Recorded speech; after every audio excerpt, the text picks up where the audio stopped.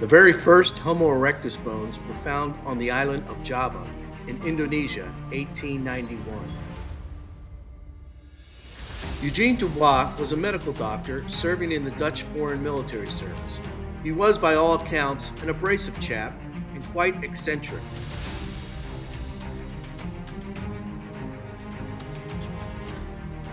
Dubois had read Darwin. He was obsessed with being the first to find the mysterious missing link. From Java Man, 2001. Charles Lyell and Alfred Russel Wallace believed that Southeast Asia was the cradle of humankind. Dubois aligned himself with this argument. Dubois' command got word of his interest in hunting fossils. The Dutch government, eager for good press for the colony, decided to underwrite his efforts. They even provided him prison labor. Managing the prisoners proved problematic. Many would steal precious bones to sell to Chinese vendors. Dinosaur bones were particularly valuable. Rounded up, they were believed to be a sexual aphrodisiac. After a turbulent year with multiple bouts of malaria, Dubois found his fossils: a femur, a skull cap, and 2 teeth.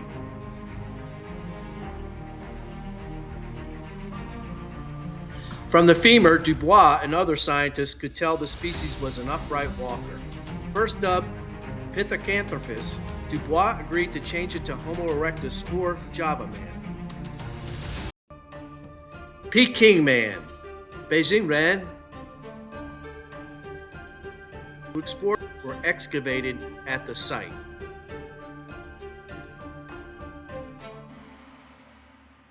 The skulls of Zhoukoudian, at first believed to be much younger, were eventually dated to 770,000 years ago.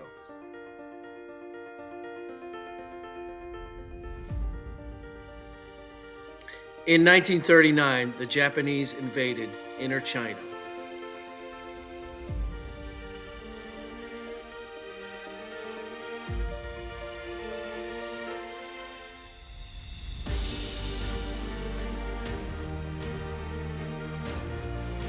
Chinese workers quickly crated up the fossils for shipment to the United States, but the transport freighter was attacked.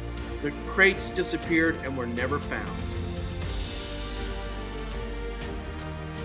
Fortunately, a team of international anthropologists had made casts of the skulls of Zhoukoudian before the war.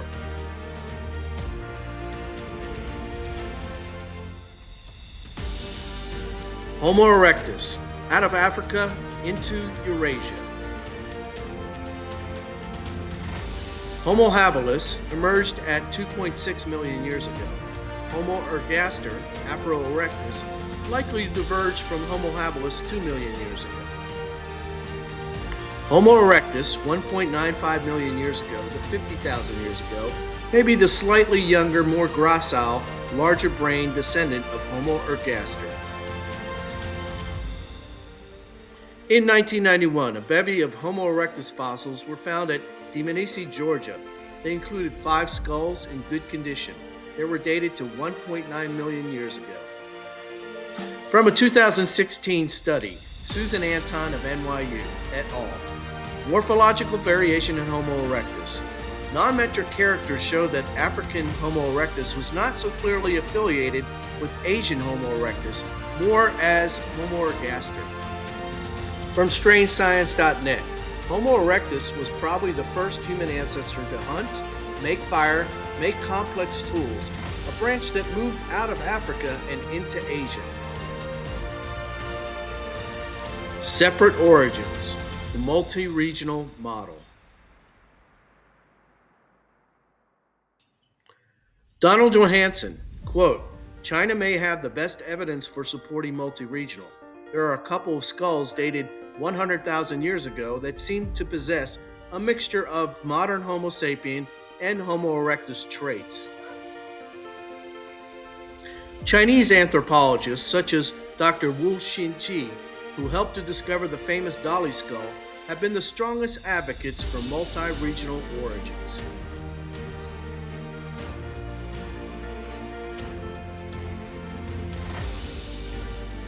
Out of Africa proponent Alice Roberts confronted Professor Wu to his face in her Incredible Human Journey BBC documentary in 2009. Roberts, quote, "Many Chinese believe that they look different because they are fundamentally different. The claim is that they come from a completely separate branch of the human family tree," end quote. Roberts, quote, "Professor Wu, you've spent a lifetime studying these skulls, but I look at them and they look incredibly similar to skulls in Europe at the same time. Doesn't look Chinese to me," end quote. And now, an amazing discovery in the Hubei Province of central China.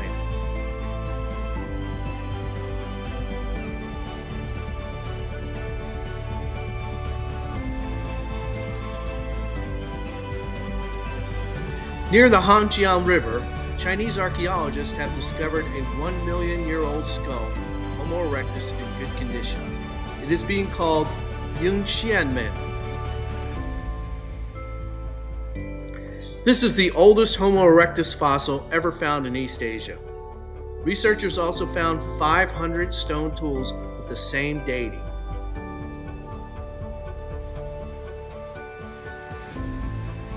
Discover quotes a French member of the team, Amélie Violette, quote, "The fossils are the oldest in mainland Asia," end quote.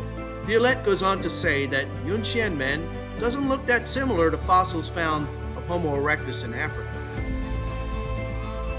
Quote, "Our current findings show that human evolution in East Asia was continuous.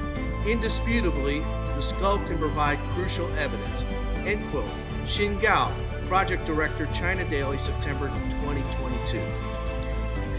Texas A&M Anthropology Professor Sheila Ayetha, Newsweek. Dolly's skull tells us humans didn't just evolve in Africa.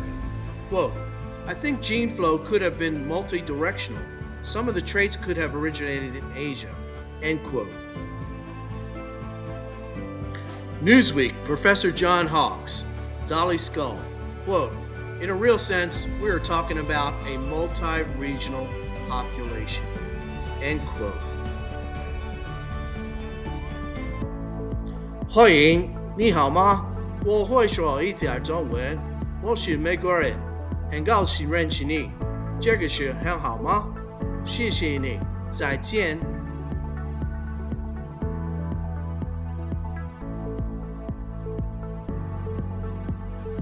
Thank you all for watching. Remember to hit the like button and please subscribe. Till next time, thank you. Bye.